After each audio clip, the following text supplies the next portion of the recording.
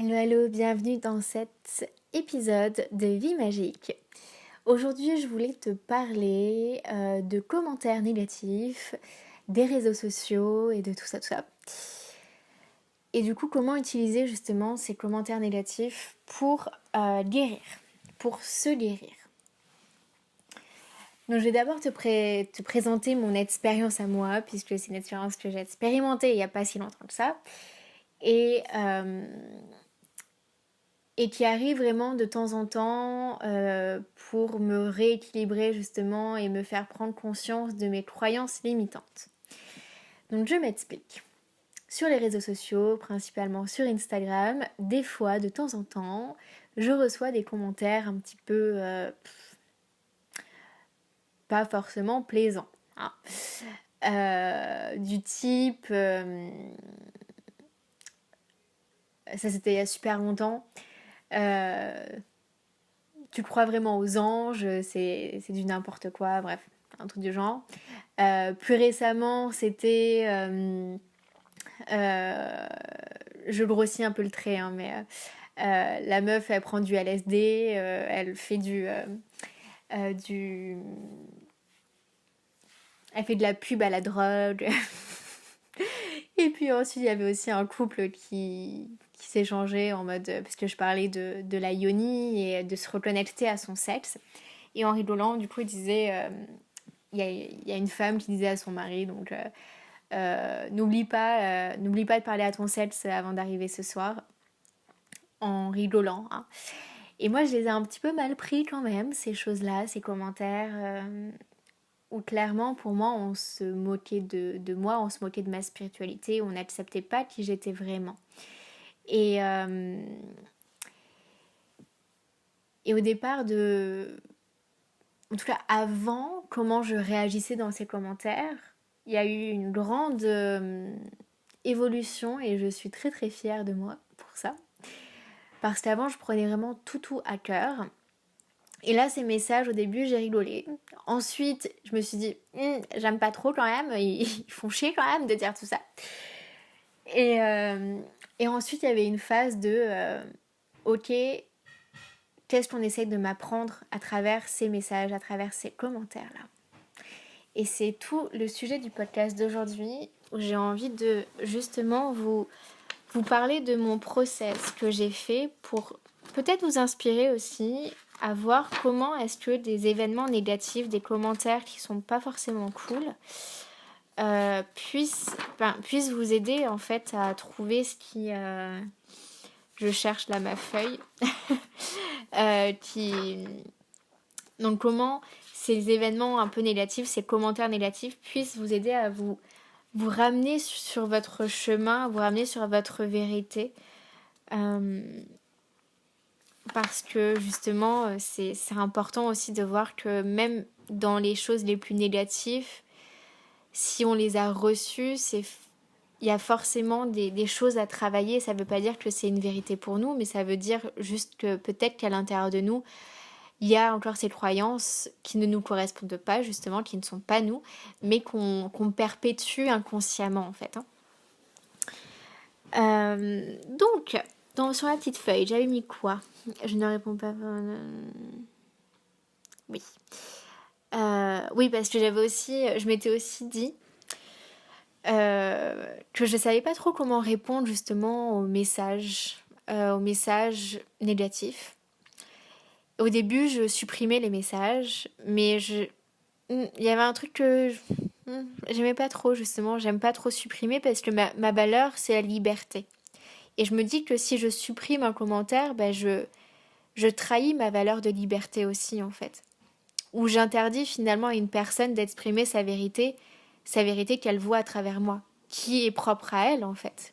C'est sa vérité à elle, ce n'est pas moi.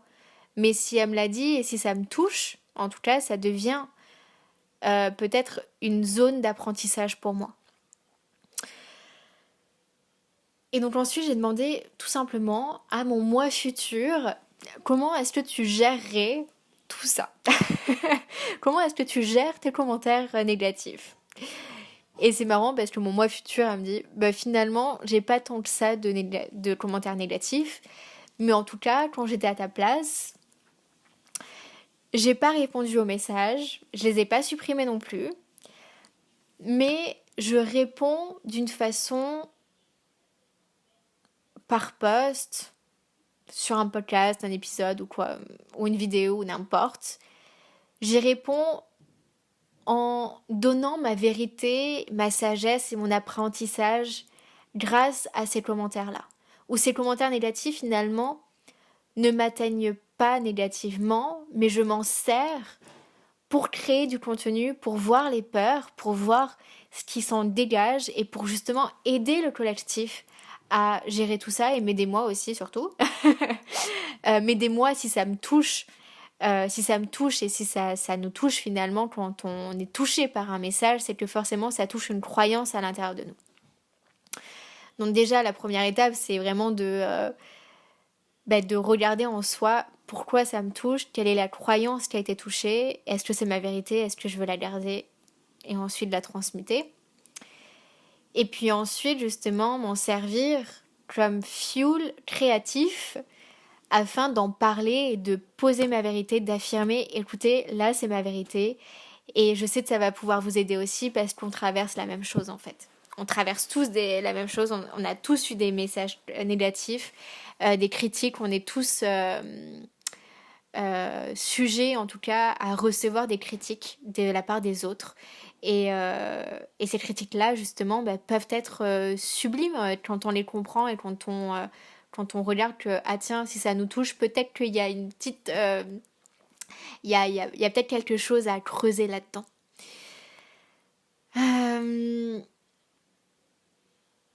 Ok. Et du coup, je vais vous exposer un petit peu donc par rapport justement à ces deux messages. Un message donc du couple qui rigolait de parler à son sexe justement. Où mon âme m'a dit, écoute, mon futur moi plutôt, chaque commentaire, en fait, tu vois les peurs qui s'en dégagent. Chaque commentaire négatif, tu vois les peurs de la personne qui s'en dégagent. Et c'est dingue parce que justement, il y avait la peur du jugement d'être trop perché. La peur de la profondeur. Je ne peux pas être profond avec quelqu'un d'autre ou je ne peux pas être trop intime. Et ces peurs-là, donc que la personne ressent à travers ce message, c'est aussi des peurs que moi j'ai. Parce que si ça m'a touchée, c'est que je les ai aussi. Et donc j'ai nettoyé ces croyances-là qui étaient que si je suis trop perchée, je ne serai pas en sécurité. Si je suis trop perchée, je ne serai pas aimée. Si je suis trop dans la profondeur, dans l'intimité, je ne serai pas aimée ou je ne suis pas en sécurité. Pour moi, ça touchait beaucoup la sécurité. Du fait que si je suis trop perchée, je ne suis pas en sécurité. Si je suis trop profonde et trop intime dans ce que je dis, je ne suis pas en sécurité. Il y a des gens qui vont venir m'attaquer. Hein, c'est vrai. Ce message, ça fait ressortir tout ça finalement. Hein.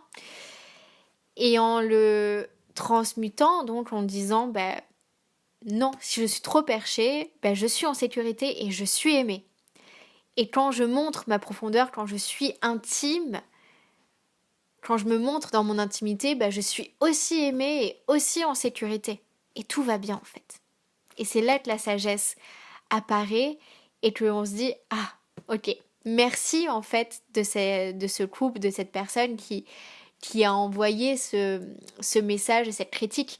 Merci l'univers pour m'avoir envoyé ce message, parce qu'à travers eux, c'est l'univers qui me disait « Hey, t'as peut-être des petites croyances encore à travailler, ma petite !»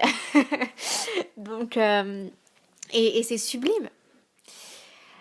Et puis aussi le message, en plus c'était les deux qui sont arrivés en même temps, c'était assez marrant. Le fait de tu prends du LSD, initiation à la drogue, tout ça. Il y avait aussi cette peur d'être trop perché, donc, parce que quand on est drogué, finalement, on se dit, on est perché, on est à l'ouest total. Et donc, il y a cette peur-là qui est ressortie encore une fois. Donc, elle est assez profonde. La peur de se laisser aller. Hein, quand on prend de la drogue, justement, c'est ce sentiment de se laisser aller et lâcher prise et aller dans le flow totalement. Et la peur de montrer son vrai soi. Parce que, surtout les drogues, finalement, ce que ça fait, c'est que ça ça invite à l'âme de prendre le dessus et d'être vraiment qui l'on est. Et toutes ces peurs donc sont liées à ces croyances limitantes qui est si je me laisse aller, je suis pas aimée, je suis pas en sécurité. Si je suis mon vrai moi, je ne suis pas en sécurité, je ne suis pas aimée. Et pareil, on inverse et on dit non, je peux montrer mon vrai moi, je peux me laisser aller parce que dans tous les cas, je suis en sécurité et je suis aimée. Voilà.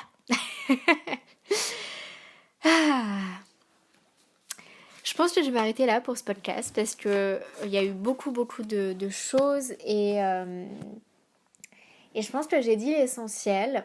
Est-ce que l'univers tu voudrais dire un truc pour finir peut-être en beauté ce podcast, cet épisode?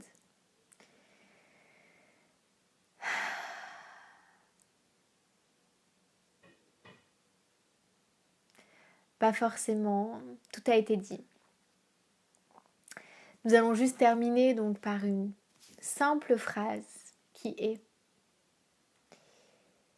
chaque chose que l'on vous envoie, que ça soit bon ou négatif, est là pour vous faire évoluer, pour vous faire grandir.